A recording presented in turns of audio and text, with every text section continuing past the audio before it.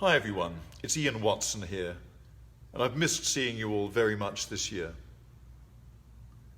This is the first of a series of short videos from the organ loft of First Parish in Lincoln. It seemed that everything was online at the moment, so I thought I'd take this opportunity to offer a few insights into the organ here at First Parish, into the history of the organ, mechanism, tuning techniques, and of course to play some organ music for you. Whether you're here because you have interest in any of that, or you like to delve into it a bit further, or stumbled on this by accident, or even have plain old nothing better to do, you're most welcome here, and I would love it if you would spend a few minutes with me. So before I get into the subjects I mentioned, I thought it would be a good idea to ask the question, or try to answer the question, what is an organ? An organ produces sound by pushing air through pipes. The first known organ dates amazingly from the 3rd century BC, and the air was produced by the displacement of water. Nowadays, of course, we have electric blowers to do that job for us. The pipes, which all make a single sound, are made of metal or wood. Here's an example of a wooden pipe making a beautiful fluty sound.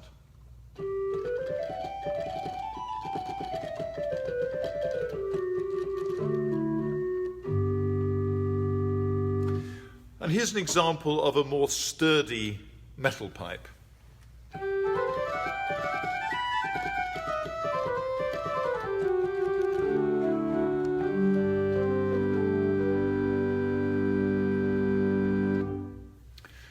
It's possible to join those two sounds together, like this.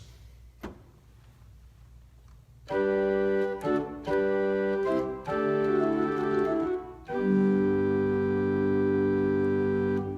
of course, you can carry on building up that sound for really as many pipes as you have on the organ. Like this.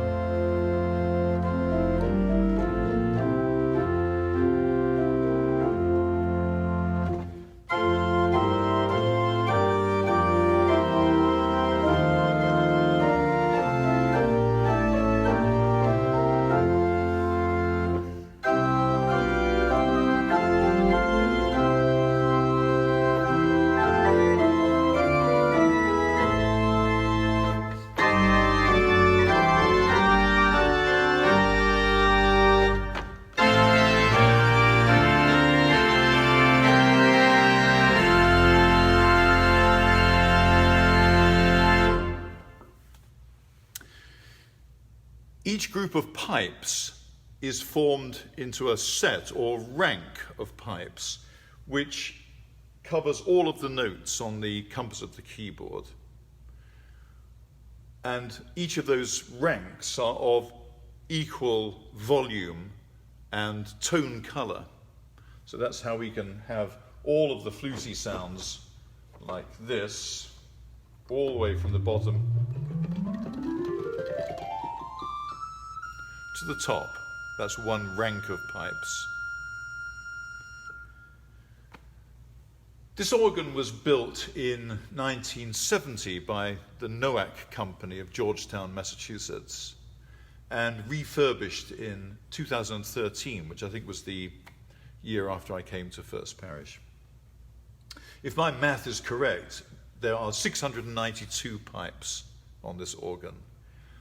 The largest organs have more than 33,000 pipes. And you may be able to see there are two keyboards here called manuals, and there's also a pedal board, which you probably can't see, for the feet. And the largest organs have as many as 7 keyboards. You might wonder, how does that work? Well, they stack them like this. There's 1, 2, 3, 4, 5, 6, 7. One of the unique features of the organ is its ability to sustain sound. really unlike any other instrument. Wind players, of course, have to breathe. Even string players, when they change bow, there's an infinitesimal articulation or change. And of course, keyboard instruments like the piano, the sound dies away very, very quickly. But the organ, not.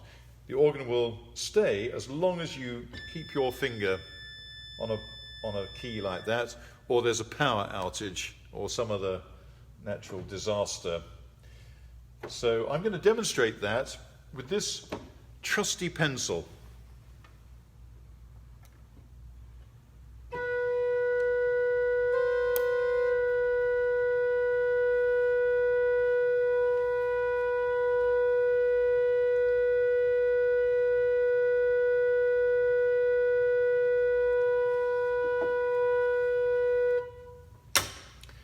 I think I mentioned before that organs these days are powered, or at least the blower is powered by electricity.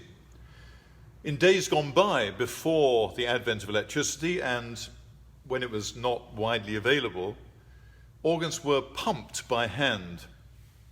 My dad, as a young boy in the early 30s, was employed on a Saturday afternoon to pump the organ with some of his friends for weddings at sixpence a pop. I think the organist must have had to treat his pumping crew with great respect. Otherwise, he might well experience a drop in wind pressure during the wedding march, which would be a bit disconcerting, I think. I started learning the organ when I was about 13 years old. That was really the first time I came into contact with the instrument.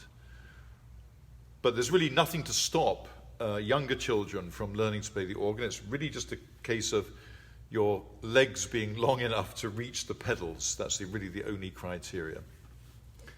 So I'm going to play the very first organ piece that I ever learnt at the age of 13. It was thought for many years to be by Johann Sebastian Bach, but scholarship has cast doubt on that. It's the first of a book called The 8 Short Preludes and Fugues. It's a prelude and fugue in C major. And it was thought that Bach wrote this as a kind of an instructional manual for his sons, but as I say, scholarship has maybe cast some doubt on that. Notwithstanding that, the pieces are definitely simple enough for a beginner to cut their teeth on, but also with enough musical interest to make it really fun to play. So I hope you enjoy it, and please do join me for the next short video. Thank you.